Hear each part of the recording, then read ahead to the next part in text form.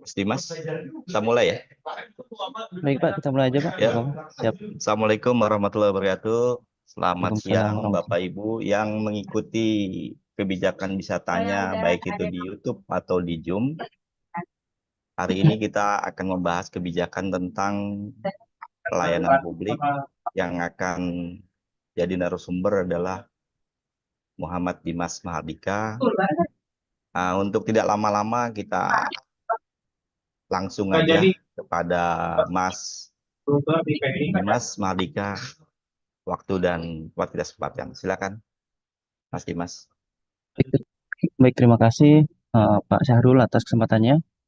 Sebelum kita mulai, mungkin saya cek sound terlebih dahulu ya. Apakah terdengar jelas suaranya, Bapak atau Bu Tatu Perwati? Terdengar, Mas Jelas ya? Dimas? Oke, baik. Jelas. Kita mulai ya kegiatan siang hari ini. Bismillahirrahmanirrahim. Assalamualaikum warahmatullahi wabarakatuh. Om Swastiastu, Namo Buddhaya, dan salam kebajikan. Selamat siang kami ucapkan kepada Bapak Ibu yang berkenan hadir pada kegiatan hari ini, yaitu eh, hari Kamis, yaitu harinya Deputi Bidang Pelayanan Publik ya, yang sering kita dengar sudah 1 tahun setengah lebih ya kita adakan kegiatan wisatanya ini. Karena dengan hal itu saya diberikan kesempatan amanah dari pimpinan untuk membawakan materi terkait dengan kebijakan pelayanan publik secara umum. Saya coba share screen ya Bapak Ibu sekalian.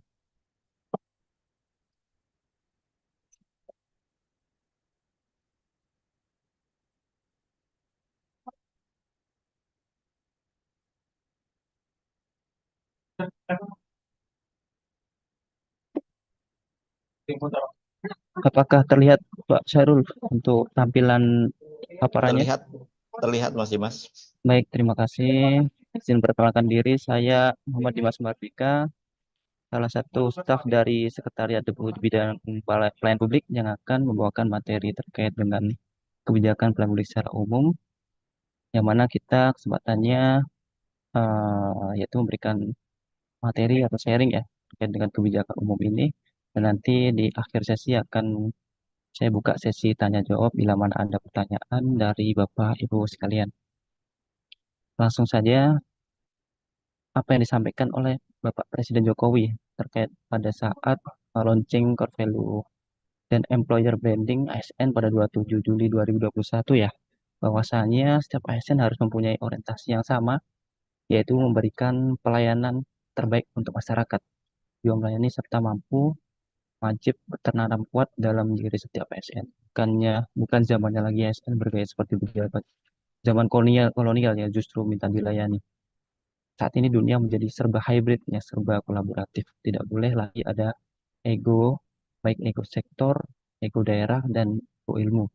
Karena pada kesempatan sekarang ini kita wajib ya, wajib dituntut untuk saling berkolaboratif ya, dan menyampaikan hal-hal yang sekiranya dapat kita sampaikan bila mana itu baik pada teman, kepada masyarakat umum, dan kepada rakyat umum yang sifatnya eh, dapat meningkatkan diri atau kapasitas diri yang nanti mengarahnya kepada kolaboratif. Karena sekarang era-era yang serba hybrid juga. Nah, kita berangkat dari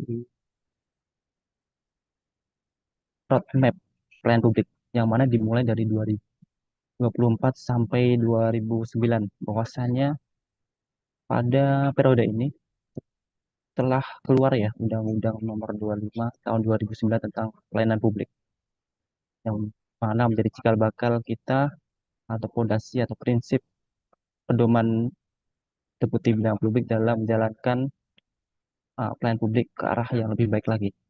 Yang kedua adalah PP 96 tahun 2012 tentang pelaksanaan Undang-Undang 25 tahun 2009, dan nomor tiga adalah peraturan pelaksanaan Undang-Undang nomor 25 tahun 2009, yaitu penyusunan penetapan standar pelayanan, maklumat pelayanan, dan survei indeks kepuasan masyarakat.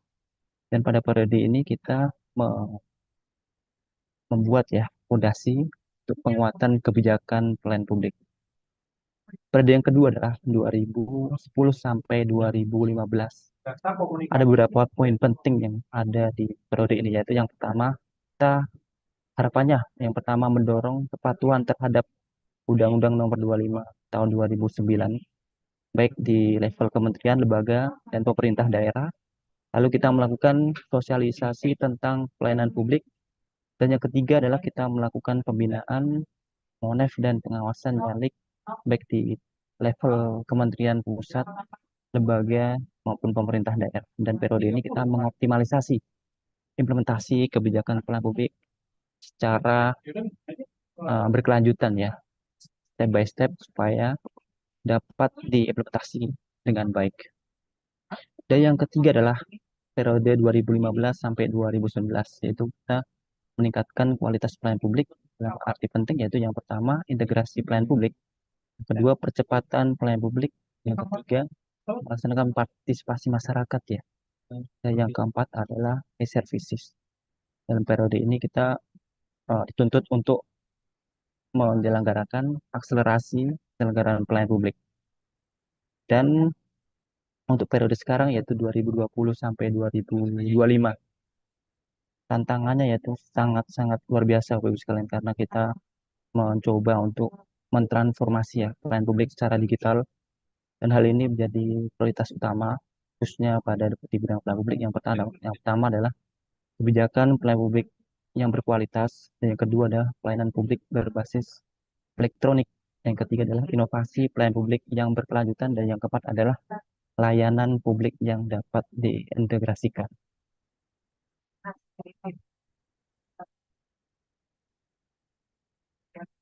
Harapan masyarakat dalam pelayanan publik seperti apa, Bapak Ibu sekalian? Harapannya yang pasti lebih cepat lah, lebih baik lah, lebih baru, lebih murah, dan lebih sederhana. Nah, kita mengadopsi ya, mungkin mengadopsi, merangkul, atau menerima masukan dari masyarakat terkait dengan pelayanan publik itu harapannya seperti apa.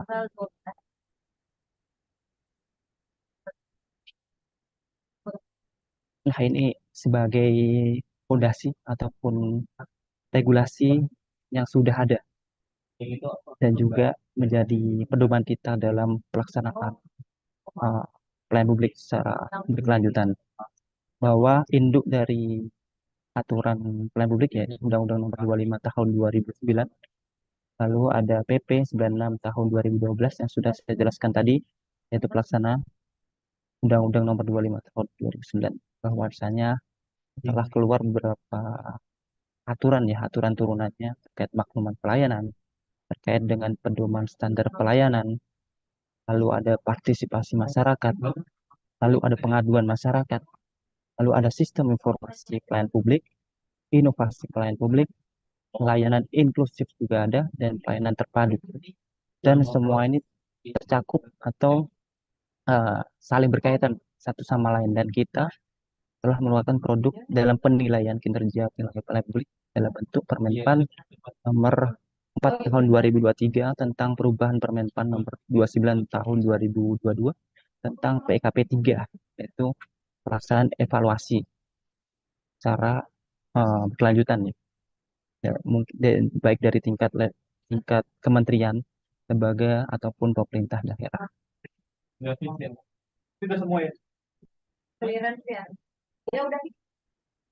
Terkait dengan penguatan standar pelayanan ya Pak sekalian, bahwasanya salah satu unsur terpenting dalam penyusunan standar pelayanan adalah memberikan kepastian ya, untuk meningkatkan kualitas dan kinerja pelayanan sesuai dengan kebutuhan masyarakat dan selaras dengan kemampuan penyelenggara sehingga mendapatkan kepercayaan masyarakat. Hal ini tertuang dalam Permenpan nomor 15 tahun 2014, dan kita menyasar dari beberapa unit lokus pelayanan publik, dan dan harapannya agar setiap penyelenggara mampu menyusun dan menetapkan dan menerapkan standar pelayanan dengan baik dan sangat konsisten. Untuk siklusnya sendiri, bahwasanya penyusunan standar pelayanan itu dimulai dari penyusunan rancangan SP, lalu pembahasan rancangan SP dengan masyarakat, penetapan standar pelayanan, dan penerapan standar pelayanan. Dan hal itu kita juga menetapkan selain standar pelayanan itu ada penerapan maklumat pelayanan dan di tim Deputi Bidang Pelayanan Publik melaksanakan monitoring dan evaluasi dan hal ini siklusnya terus-menerus dilaksanakan setiap tahunnya. Bahwa dalam Permenpan nomor 15 tahun 2014 itu ada 14 komponen ya di dalam. Ada 6 buat service delivery dan 8 manufacturing. Dan harapannya standar pelayanan ini menjadi tolak ukur ya yang dipergunakan sebagai pedoman penyelenggaraan pelayanan publik dan acuan penilaian kualitas pelayanan sebagai kewajiban dan janji penyelenggara kepada masyarakat dalam pelayanan yang berkualitas, cepat dan mudah terjangkau ataupun terukur.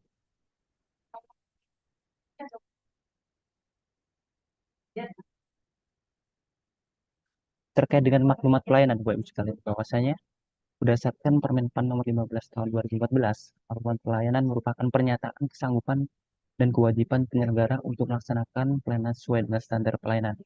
Bahwasanya dalam penyusunannya itu berisi terkait dengan pernyataan janji dan kesanggupan untuk melaksanakan pelayanan sesuai standar pelayanan.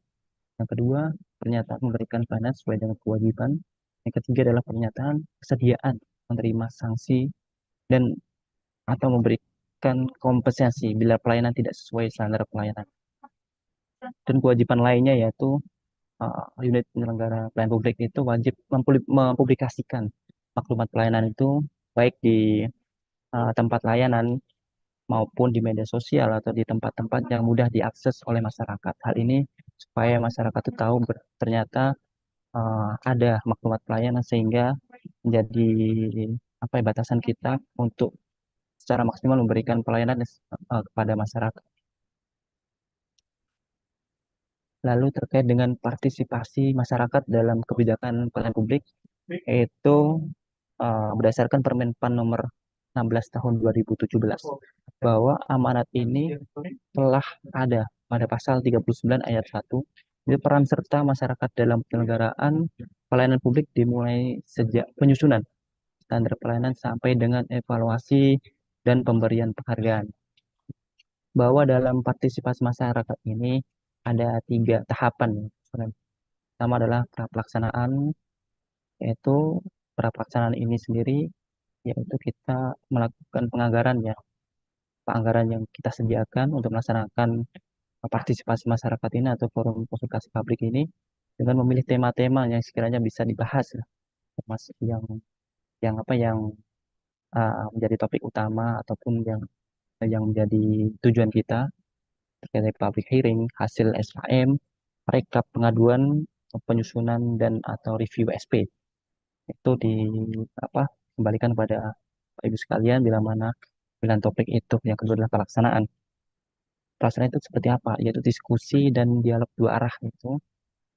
Diskusinya itu melibatkan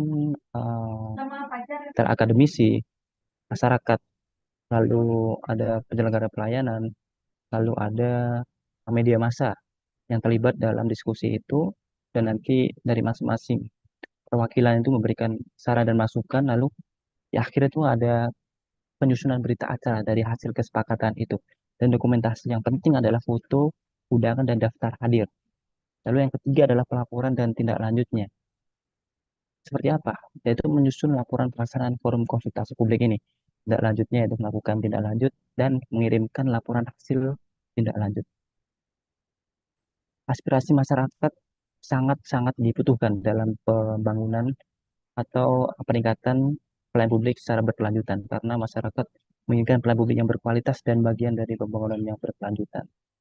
Salah satu tujuan kita yaitu sebagai proses koordinasi dan kolaborasi antar pemerintah dan masyarakat.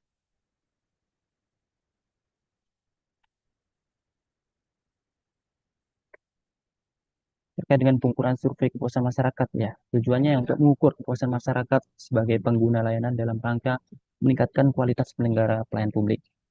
Unsur pengukurannya ada 9 ya, Bapak Ibu sekalian. Lalu manfaatnya, yaitu yang pertama mengetahui kelemahan atau kekuatan di unit penyelenggara pelayanan. Yang kedua yaitu mengukur secara berkala penyelenggaraan pelayanan yang dilaksanakan di unit penyelenggara pelayanan. Yang ketiga adalah feedback. Dan yang keempat adalah bahan penetapan. Dan yang kelima adalah partisipasi yang aktif masyarakat dalam penyelenggara pelayanan. karena sasarannya yaitu mengukur kepuasan masyarakat, dan yang kedua adalah mendorong peningkatan kualitas dan inovasi pelayanan publik.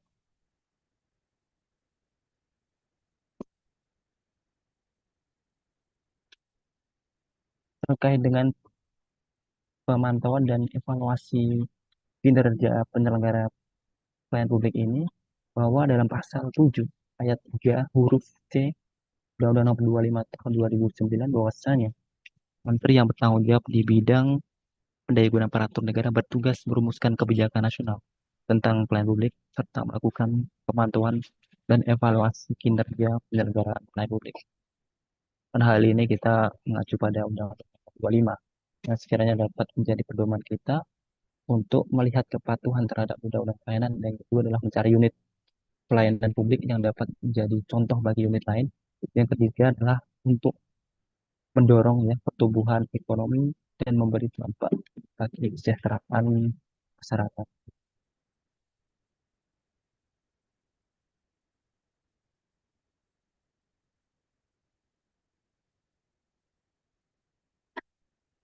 Lalu apa yang terkandung dalam uh, PKP 3 itu sendiri? Bahwa ada beberapa aspek dan prinsip dalam pelaksanaannya. Yang pertama adalah terkait kebijakan pelayanan publik dengan bobot 24%, mohon maaf ini salah. Ya, sebenarnya bobotnya yang paling besar itu ya terkait dengan profesionalisme SDM itu 25%. Apa seperti apakah kebijakan pelayanan publik itu seperti SP, SKP, maklumat pelayan dan SKM. Lalu profesionalisme SDM itu apa aja sih? Terkait dengan kode etik waktu pelayanan, motivasi, hargaan, dan budaya pelayanan. Lalu yang ketiga adalah sarana prasarana, yaitu bobotnya 18%, terkait dengan parkirnya seperti apa, ruang tunggunya, toilet, sarpras khusus dan penunjang, serta front office-nya seperti apa. Lalu terkait dengan indikator yang keempat adalah sistem informasi pelayanan publik, bobotnya ada 11%, yaitu seperti apa kualitas SIPP itu yang di masing-masing unit penyelenggara pelayanan. Lalu ada pemutakhiran data juga.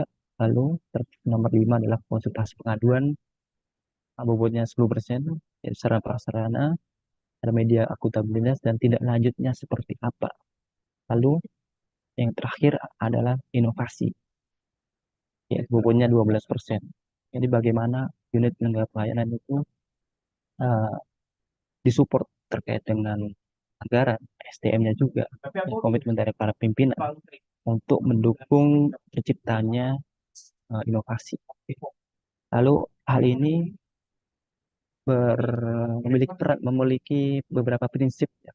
Karena prinsipnya keadilan, ketadilan, partisipasi, akuntabilitas, transparansi, berdaya guna, dan aksesibilitas.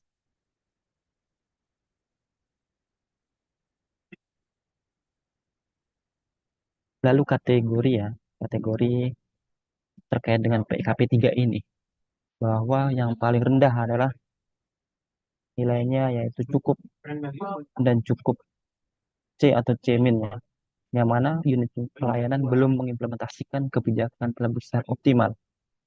Lalu unit belum memperhatikan pengembangan kapasitas EDM ya rata-rata ya.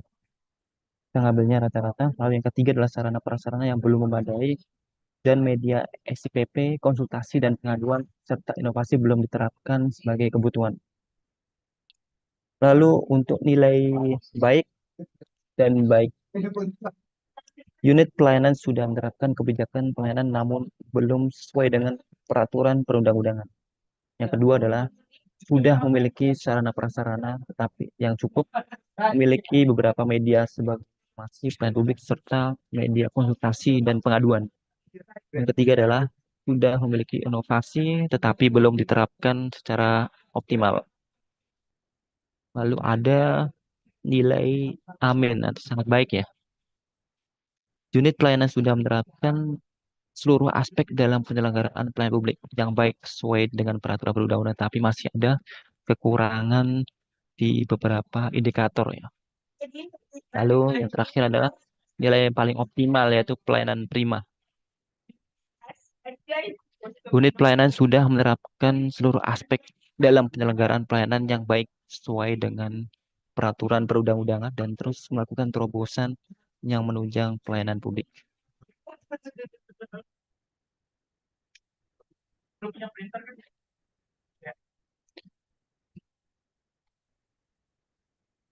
Nah, kita pada tahun 2023 sudah melakukan PKP 3 ya di lingkup kementerian, lembaga, provinsi, kabupaten, kota.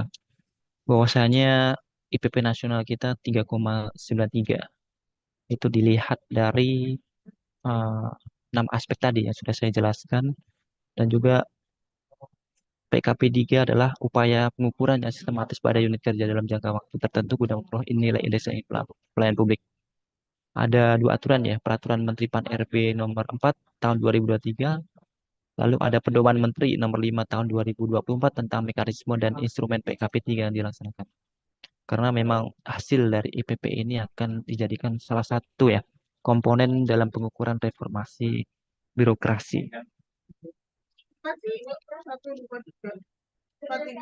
Kita bergeser terkait dengan kondisi ya, kondisi umum kelompok rentan di Indonesia ya. Ada 12,3% atau sekitar 22,5 juta penduduk di Indonesia merupakan penyandang disabilitas ya. Lalu ada 28,6%, sekitar 79,7 juta penduduk di Indonesia merupakan anak-anak. Lalu ada 49%, sekitar 136,2 juta penduduk di Indonesia merupakan wanita.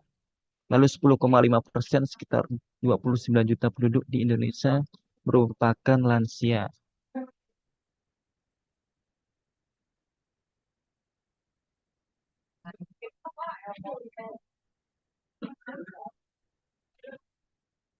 Nah, perkembangannya dari tahun ke tahun seperti apa terkait dengan Satgas ramah kelompok rentan ini? Bahwasanya kita sudah mengupayakan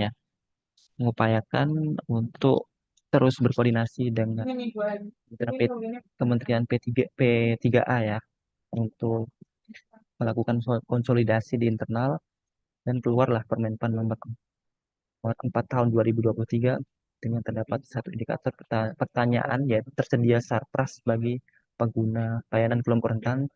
Yang kedua adalah SE Menpan nomor 66 tahun 2020 yang menghimbau agar setiap unit penyelenggara pelayanan itu di lingkup kementerian, lembaga, dan pemerintah daerah itu dapat menyediakan 14 komponen sarpras bagi kelompok rentan.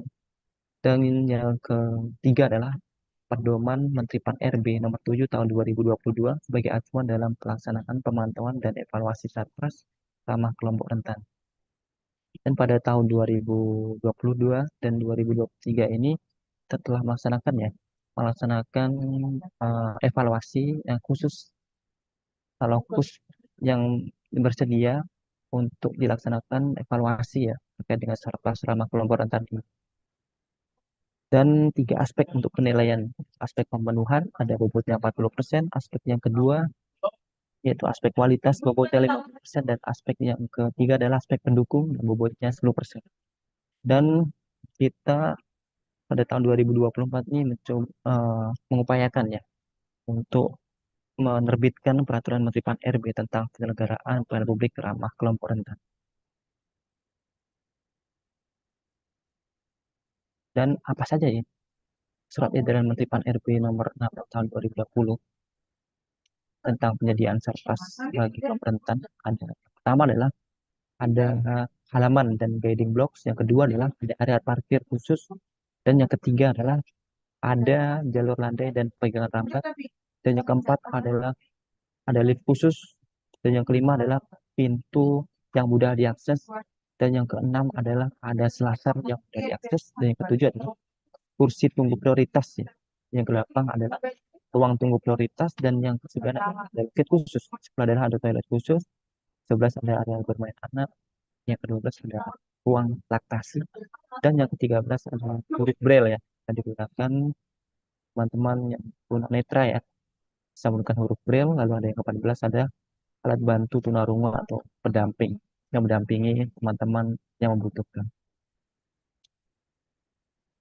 Terkait dengan aspal lapor ya, span lapor secara umum yang sudah eh, di apa ya diaplikasikan di lingkup kementerian lembaga daerah ini bahwa hampir ya hampir secara keseluruhan eh, sudah menggunakan keterhubungan span lapor ini di masing-masing kementerian lembaga dan pemerintah daerah.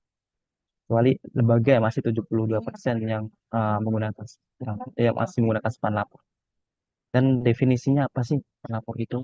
Itu layanan penyampaian aspirasi dan pengaduan rakyat secara online yang terintegrasi dalam pengelolaan pengaduan secara berjenjang pada setiap penyelenggara pelayanan publik. Prinsipnya apa sih ya? Prinsipnya itu untuk mendorong policy yang menjamin hak masyarakat agar pengaduan dari manapun dan jenis apapun disalurkan kepada penyelenggara pelayanan publik yang berwenang. Yaitu ada aturan turunannya berdasarkan Undang-Undang Nomor 25 sampai Keputusan Menteri Pan RB Nomor 680 Tahun 2020 tentang aplikasi umum bidang pengelolaan pelayanan publik. Dan Span Lapor telah ditetapkan sebagai aplikasi umum ya, pengelolaan pengaduan sesuai Perpres SPBE yang selanjutnya setiap instansi diwajibkan memanfaatkan aplikasi lapor ini di dalam pengelolaan pengaduan. Ada instansi pengelola nasional, ada Kemendagri, ada Kominfo, ada KSP, dan ada Ombudsman RI. Nah, ini panel pengaduan Span Lapor. Jadi, teman-teman bisa, Bapak Ibu sekalian bisa menggunakan kanal pengaduan Span Lapor ini baik di aplikasi Play Store, ketik SMS 1708, Span Lapor, lalu di double apa www.lapor.go.id bisa Bapak Ibu akses ya. Lalu bagaimana alur kolaborasi pengelolaan Span Lapor ini?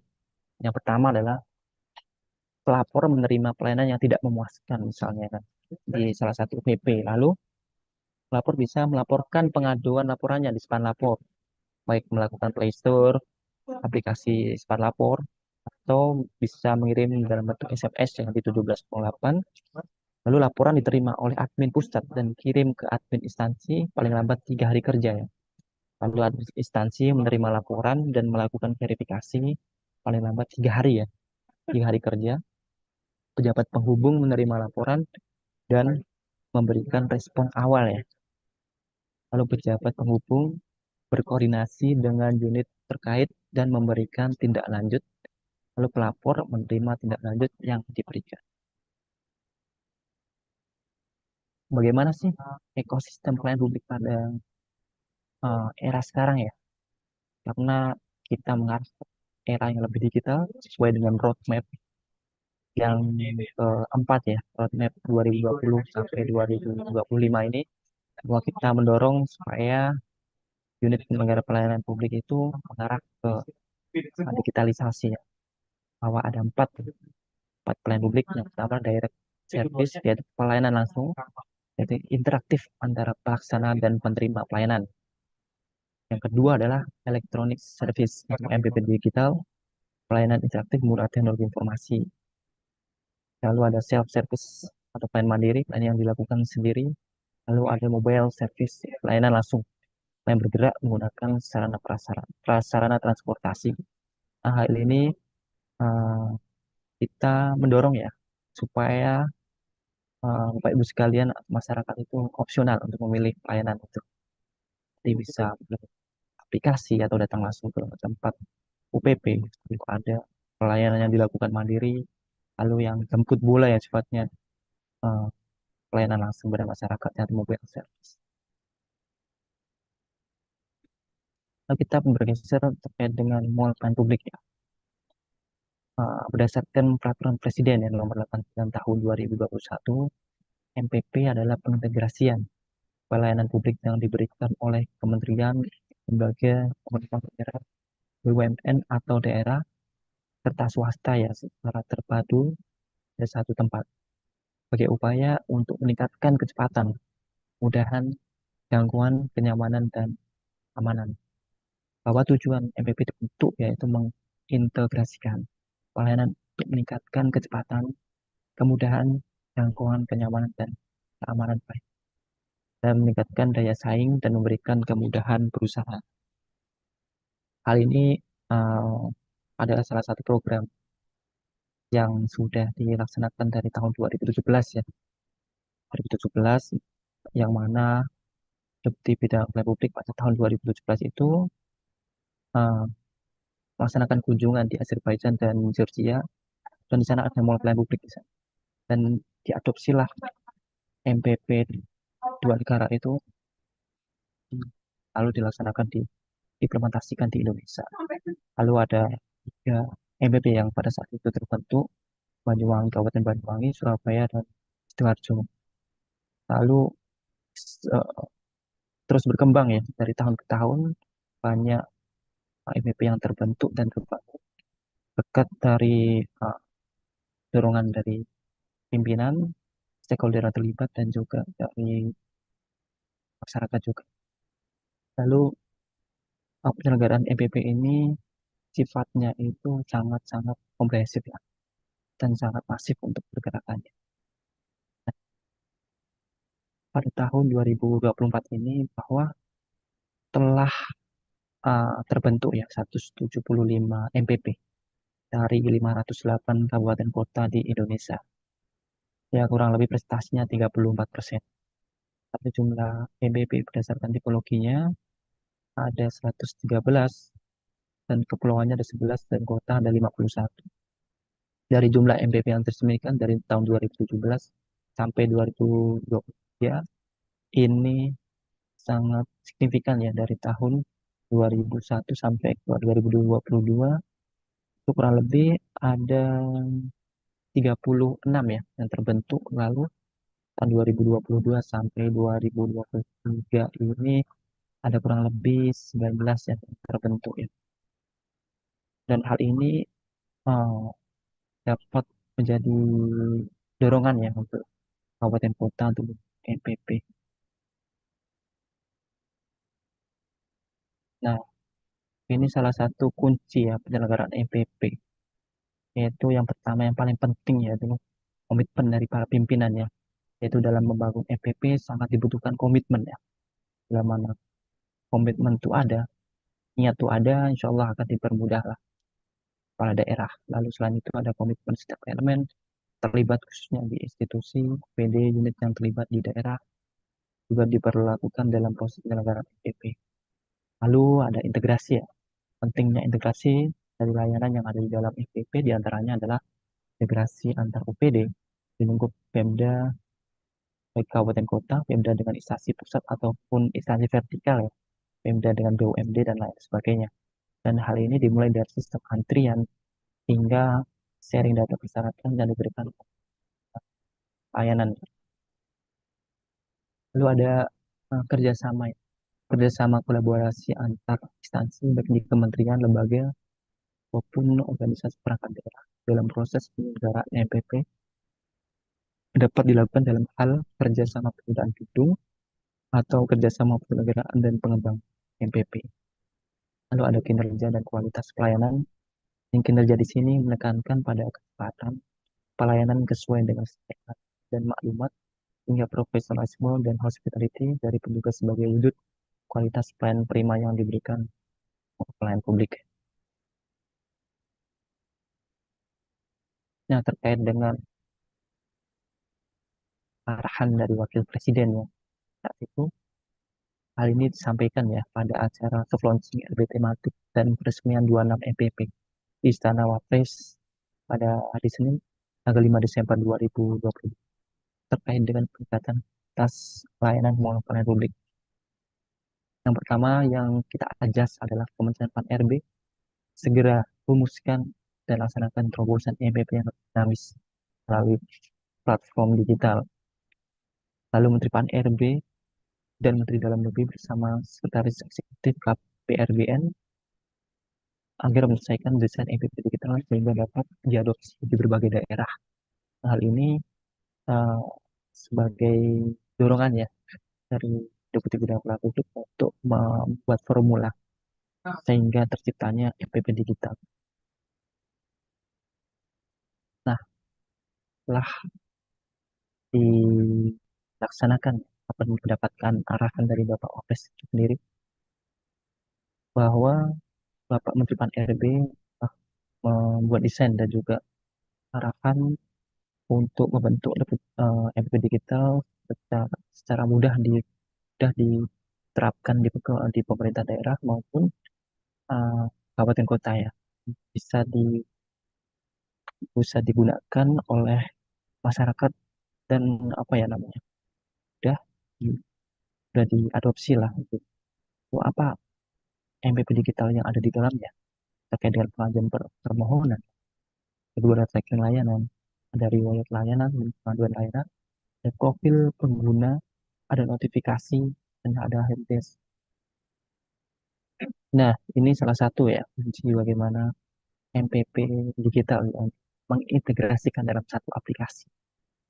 Bahwa pengguna MPP digital pada saat ini ada 9.728 akun ya, dan ada 7.880 permohon dan 3.183 yang selesai. Dan data ini diambil pada tahun 2023, 12 Desember. Dan juga uh, apa salah satu fitur ya yang menarik itu ada face recognition yang tertanam di dalam MPP digital dari IKD sehingga masing-masing daerah lokus bisa langsung menggunakan tanpa harus menyiapkan FR terpisah. Dan pada uh, data yang diambil ini ada 60 kabupaten kota sebagai lokus implementasi MPP digital.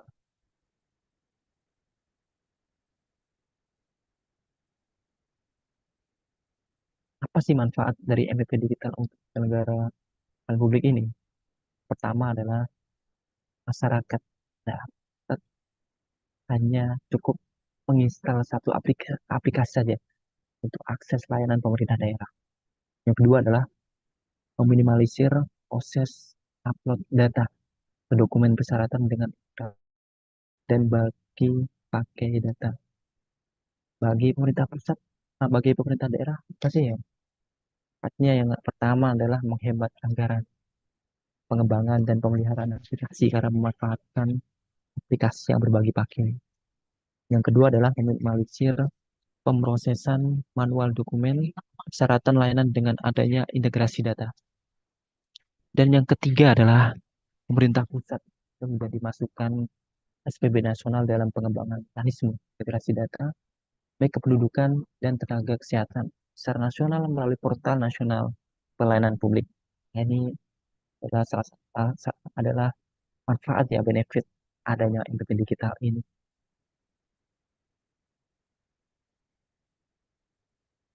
Dan bagaimana alur ya proses penggunaan MPP digital ini waktu itu. Jadi yang pertama adalah permohonan. Jadi, yang pertama adalah permohonan penerapan MPP digital oleh Pemda Kabupaten.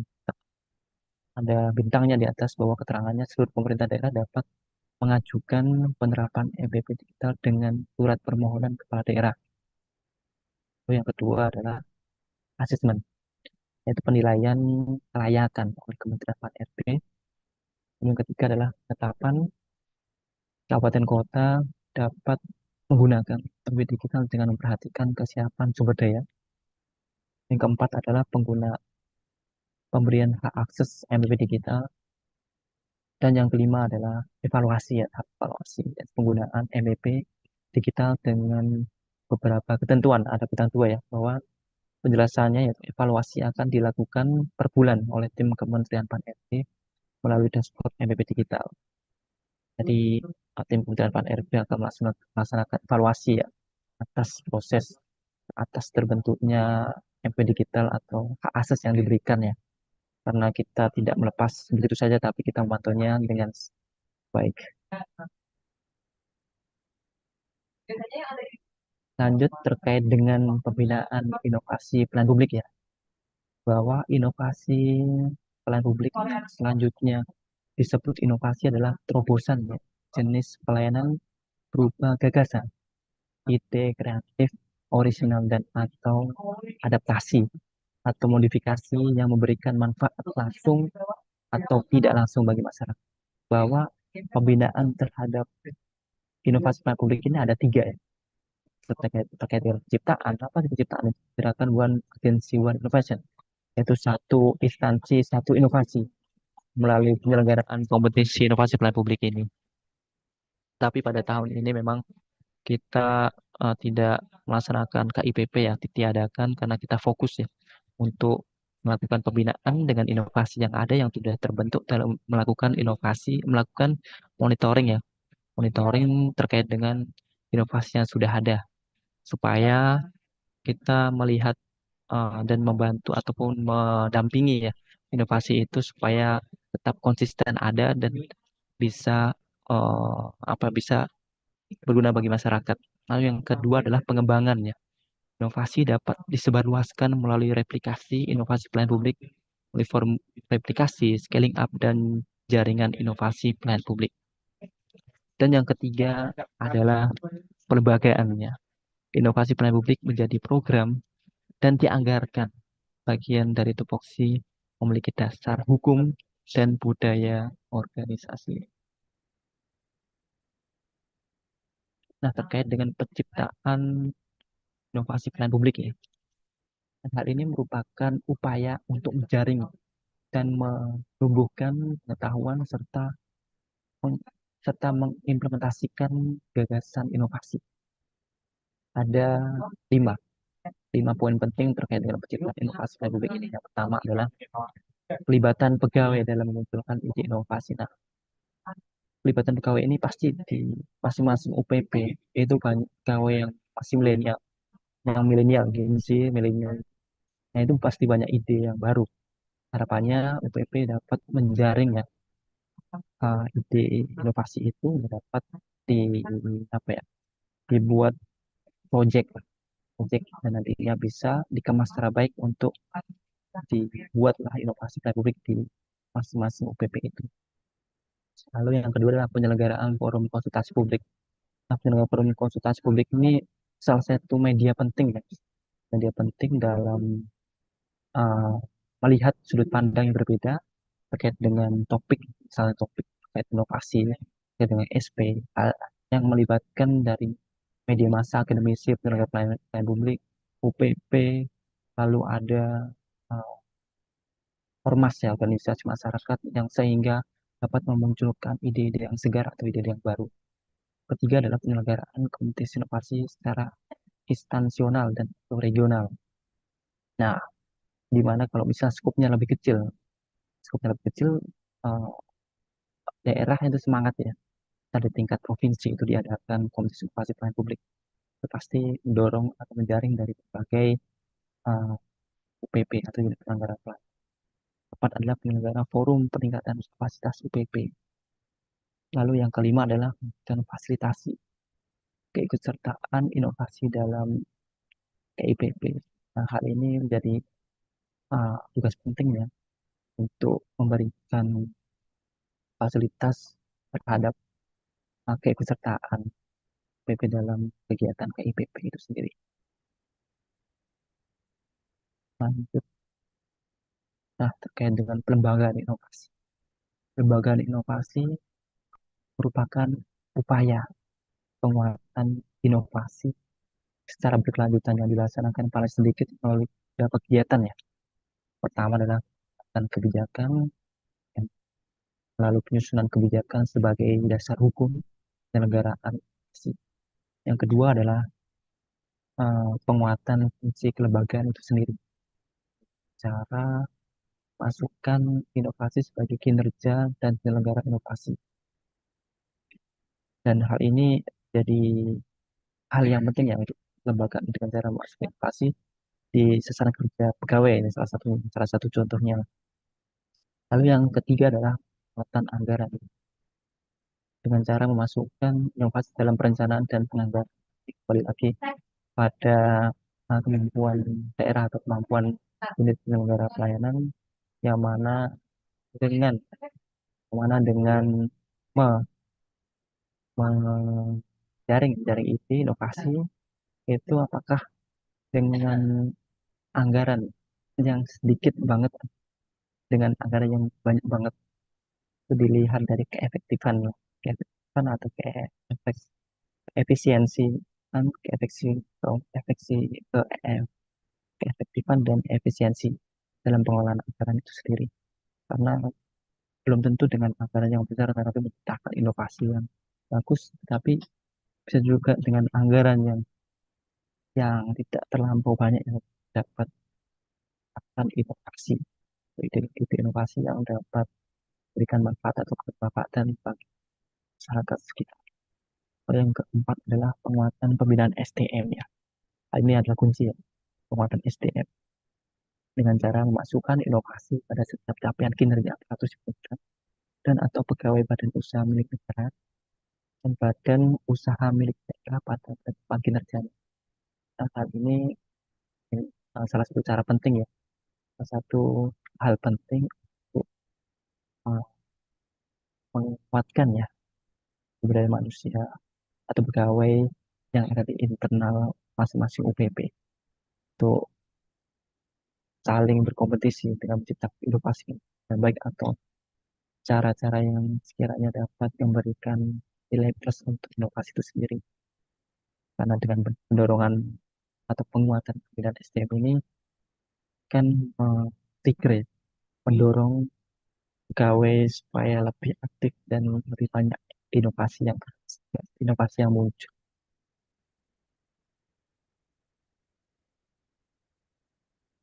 Lah, pengembangan inovasi melalui jaringan inovasi dan publik.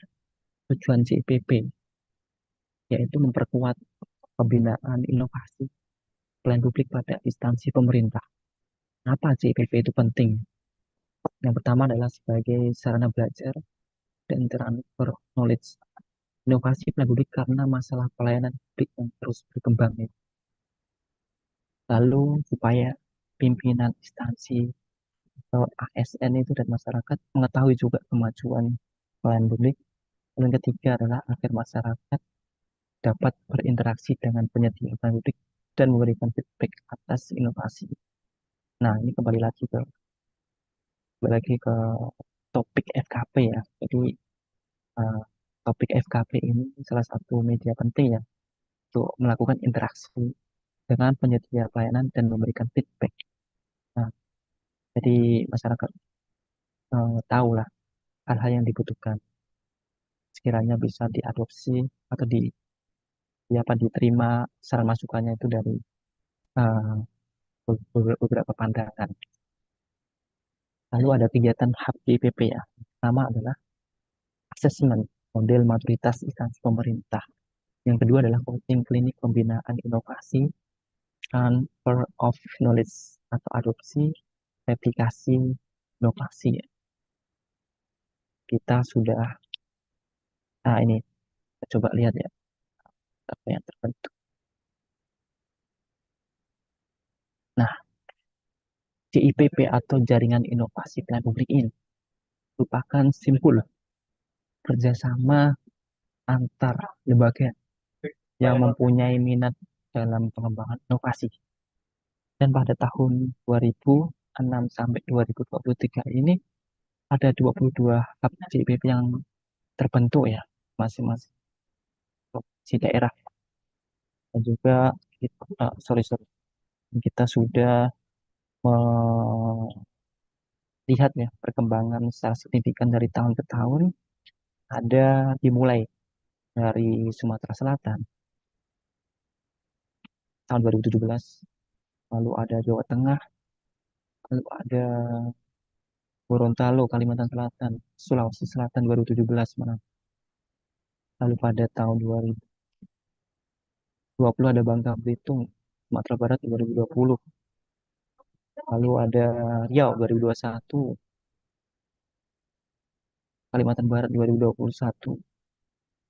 lalu ada 2022 ada NTT ada Sumatera Utara ada Banten juga ada dan tahun 2023 ini ada Maluku Utara ada Jawa Barat juga Lampung juga Jawa Timur malah tahun 2016 terbentuk Bali 2021.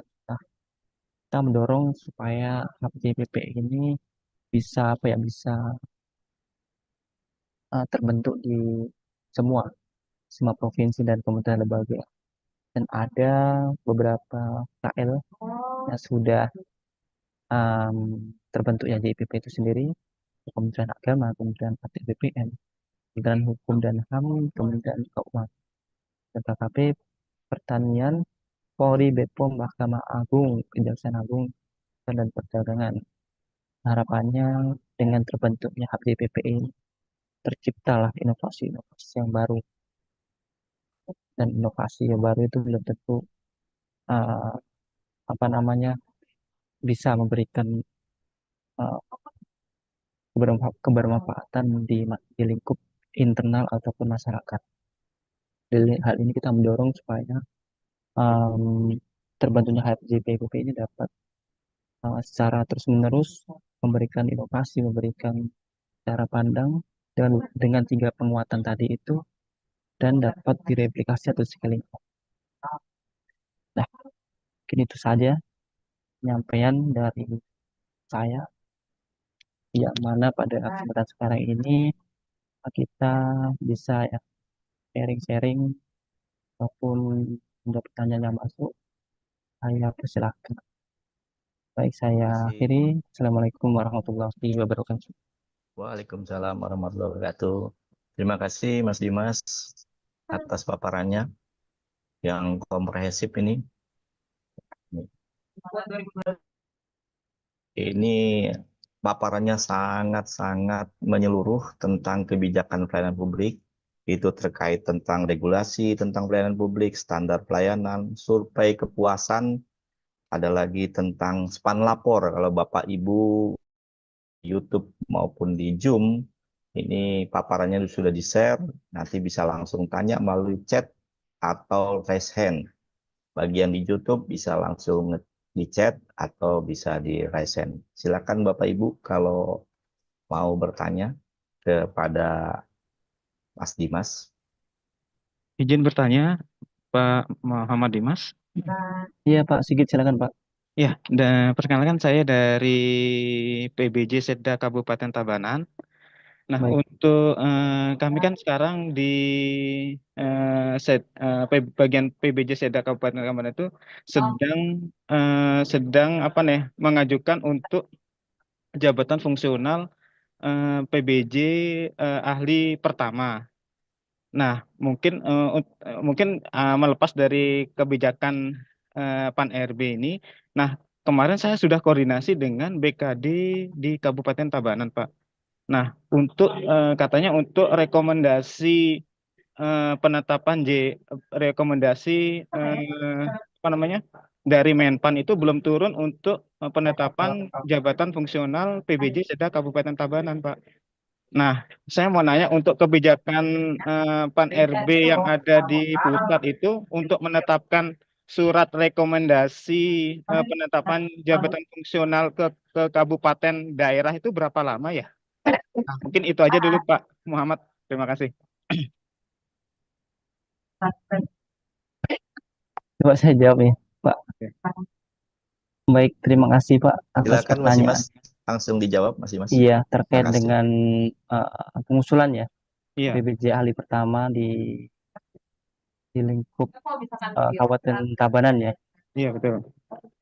Baik, terkait dengan hal itu sebenarnya itu ada yang bidang yang lebih menangani terkait hal itu Pak. Mohon maaf. Oh gitu, gitu. Itu terkait dengan usulan itu bisa ditanyakan di Deputi Bidang Sistem Aparatur Pak, yang Hmm, terkait dengan rekomendasi surat usulan dan lain sebagainya. Itu ad- dilaksanakan pada hari Selasa oh, wisatanya kebijakan Pan RB. Nah, oh pada kesempatan hari sekarang Selasa ini, besok berarti ya? ya tiap hari Selasa Pak ada Oh tiap Pak. hari Selasa. Oh gitu, oke. Temanya berganti-ganti. Oh gitu. Ini kebetulan Makanya, terkait dengan pelayan publik Pak. oh gitu. Mohon Makanya saya maaf mau, sekali Pak. nggih. Makanya saya Ini. juga untuk pelayanan publik di Pan RB itu untuk itu dah penguji apa namanya untuk penetapan surat rekomendasi berapa lama pengen biar tahu soalnya dari kemarin saya Oh ditanya gitu dari siapa? BKD itu Iya, dari sepatu tidak ada jawaban nunggu sampai kapan saya bilang gitu. iya Pak. Iya Ya. Pak, dari kami biasanya kalau misalnya ada informasi atau keluhan seperti itu bisa dikirim Pak ya, Pak Sarul Pak ya, ada Ya, benar. PIC dari Deputi Bidang PSI. SMA, nanti bisa ditanyakan terkait dengan hal itu Pak, perihal dengan surat rekomendasi yang keluar ya Iya betul. di Setda Kabupaten Tabanan. Ya Pak, mohon maaf banget. Oke, terima kasih.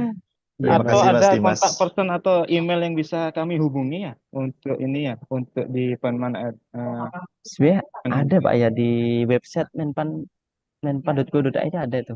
Ada Emailnya ya.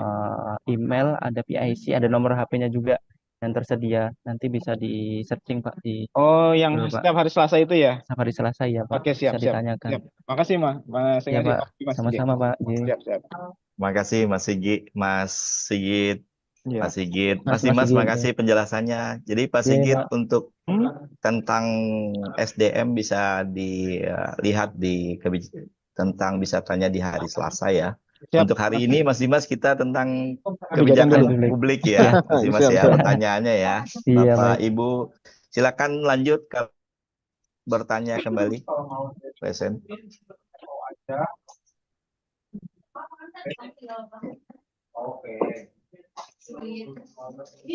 Ini ada pertanyaan yang masuk ya Pak. Ya, dari Sarul. YouTube Mas Di YouTube Dimas. Mustamil Arifin ya dari mohon Bapak Ibu untuk diadakan pelatihan khusus untuk penanganan pengelolaan pengaduan pelayanan publik karena setiap penilaian pengaduan merupakan ya saya langsung jawab aja ya waktu sekalian terkait dengan pengelolaan pengaduan ini memang kita secara masif ya Pak Ibu sekalian telah melakukan sosialisasi ya dan bila mana di lingkup pemerintah daerah baik di UPP itu masih ada kendala atau masih membutuhkan pendampingan yang khusus bisa menghubungi tim kami ya. Nanti bila mana ada penyampaian ataupun keluhan nanti bisa uh, menyampaikan di kami terkait dengan pelatihan dan lain sebagainya. Karena secara intensif kita telah melaksanakan sosialisasi di berbagai media massa, media sosial, media massa. Lalu kita turun langsung di lapangan juga.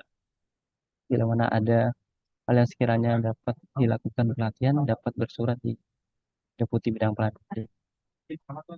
Mungkin itu saja, Pak. Terima kasih Mas Dimas penjelasannya. Ya, Silakan Bapak Ibu kalau ada yang mau raise hand lagi di Zoom atau di chat YouTube. Kebetulan di YouTube banyak pertanyaan yang tidak sesuai dengan tema hari ini. Banyak kan tentang SDM, SD Pak ya. tidak dicantumkan dengan saya gitu. Iya. Nah, mungkin Bapak Ibu bisa tanya hari ini tentang kebijakan pelayanan publik secara umum. Terima kasih. Mari silakan Bapak Ibu kalau mau raise hand Nah, atau bisa juga chat. coba saya jelaskan dikit Pak ya terkait dengan Ya, silakan span Mas lapor Dimas. sendiri ya. Jadi Iya, silakan. span lapor sendiri sudah berapa tahun ya sudah ada. Jadi apa sih jadi kendala? Mungkin terkait dengan citra buruk, lalu yang banyak yang tidak suka dan itu hal ini mengurangi mengurangi apa yang sudah ada. Jadi pengaduan itu salah satu cara bagaimana kita memberikan eh, memberikan feedback atas pengaduan itu sendiri. Lalu pelapor telah terintegrasi dalam pelayanan pengaduan secara berjenjang dan setiap penyelenggara pelayanan publik. Nah, terkait dengan span lapor sudah ada aspirasi pengaduan dan permintaan informasi. Lalu bagaimana cara melapor sendiri ya dari menuju website lapor.go.id dan ada kanal lainnya dengan cara daftar diri atau login dan menguraikan kronologi ya laporan dengan jelas dan lengkap waktunya kapan lalu bukti dukungnya bila ada bila mana tidak mau ditulis namanya bisa diketik anonim ya rahasia. Nah ini bila mana takut melapor ya Bapak Ibu sekalian saya mengetik anonim dan rahasia. Alurnya tadi saya sudah jelaskan juga dan sosial media span lapor yang sudah ada baik Instagram, Facebook, YouTube, X juga ada. Jadi bisa Bapak Ibu apa, eh, gunakan ya span lapor dengan sangat baik. Bila mana ada keluhan terkait dengan pelayanan publik.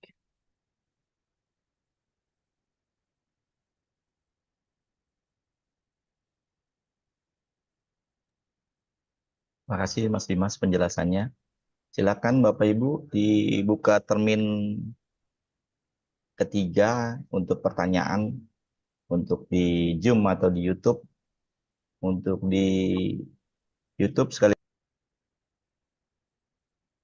kan pelayanan publik. Untuk di Zoom tentang kebijakan pelayanan publik. Jadi temanya tentang pelayanan publik. Terima kasih, silakan Bapak Ibu.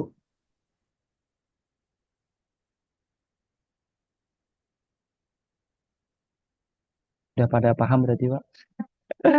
Udah pada menguasai terkait pelayanan publik Pak secara keseluruhan gitu. Bener, bener Mas nih. Kayaknya Oke. udah paham Nanti semua. bila mana Bapak Ibu ada pertanyaan lebih lanjut, ada nomor PIC Pak ya di Ya benar Mas. Deputi Bidang Pelayanan Publik Mas Tegar nantinya Publik. Ya, menjadi PIC-nya. Bila mana ada iya, keluhan sekiranya tentang kebijakannya, teknisnya nanti iya, bisa ditanyakan. benar. Atau ada yang lain dari Diskominfo Beltim, Pak Tono atau yang lain? Ada pertanyaan lagi sebelum untuk ditutup kali ya Mas Dimas ya? Kalau tidak ada pertanyaan Boleh Pak? mungkin udah paham semua ya, Pak? Iya, paham Atau Pak. yang lain dari Depnaker Oke. Klaten nih ada nih, Depnaker Klaten.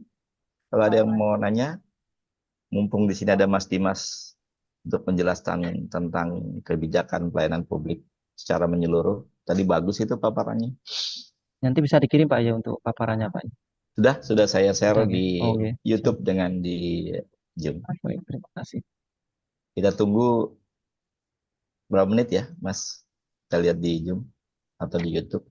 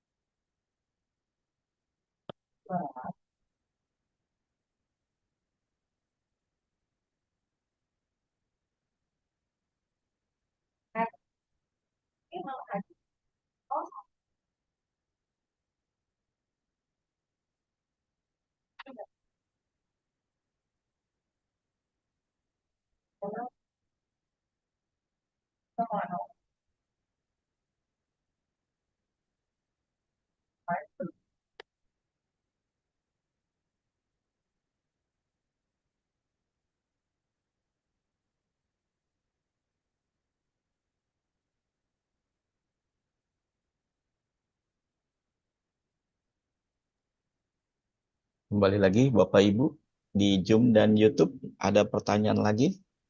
Apakah sudah jelas tentang kebijakan pelayanan Jelas Pak. publik? Mungkin udah jelas kali ya Mas Dimas ya? Jelas Pak. Ya Mas Dimas ya. Kayaknya udah ada presidennya juga ada, wakil presiden ada di situ ya. Kayaknya udah jelas di paparannya ya gitu ya Mas Dimas ya. Ya, mungkin kalau bisa ada pertanyaan lebih lanjut Pak ya, bisa Lebih ditanyakan lanjut nanti. mungkin nanti di kontak Oke, PSC-nya ada di YouTube juga dan di YouTube ada juga. tercantum di situ ya. Oke. Mungkin kita tutup aja Mas Dimas. Baik, terima Mungkin kasih ada Pak. closing statement Mas Dimas. Closing statement ya. Ya, Nah, harapannya saya ada quote dari Pak Jokowi kan, dengan kerja keras, terampil dan produktif kita harus memastikan bahwa hidup kita hari ini lebih baik dari hari kemarin dan hari esok lebih baik dari hari ini. Berkaca dengan pelayanan publik, harapannya pelayanan publik ke depan bisa lebih baik lagi dengan kolaborasi dari Kementerian Pusat maupun daerah. Mungkin itu saja Bapak sekalian.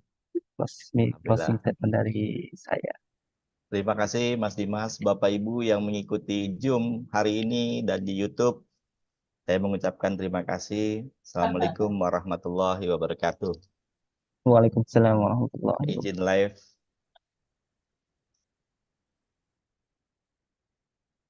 Mas Dimas. Terima kasih Mas Dimas. Makasih Pak Syarul.